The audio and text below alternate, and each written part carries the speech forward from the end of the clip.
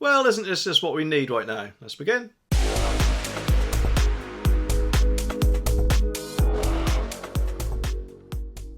The article says that Norway has unveiled plans that would enable it to completely cut off electricity exports in a bid to safeguard domestic supplies during the shortage. Such a move would be a significant blow to the UK's energy security, as Britain has been importing substantial electricity supplies from Norway since opening up a cable which apparently is a 450-mile interconnector that joins Blyth, Northumberland to Quindale power station through cables that run through the North Sea.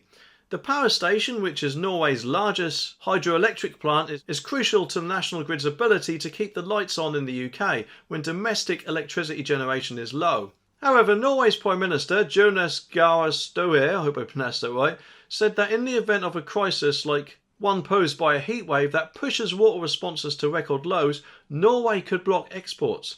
He said, "We want to ensure that there is always enough water in our reservoirs.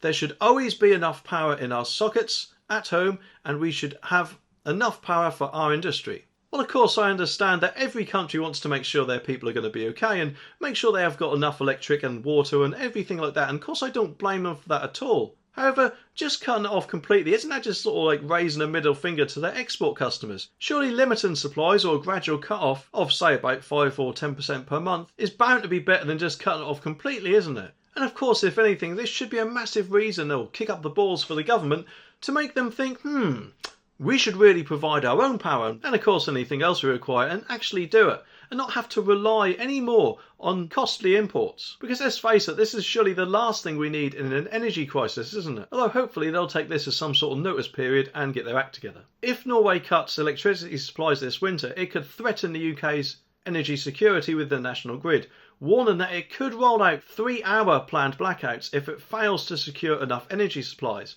Last week, of course, the national grid and energy companies rolled out its first live run of the new demand flexibility service, which is aimed to reduce an energy usage during peak hours of the day to balance the grid. Under the scheme, households with smart meters were paid to lower their energy use for an hour or two, which helped prevent blackouts as poor weather led to low wind production.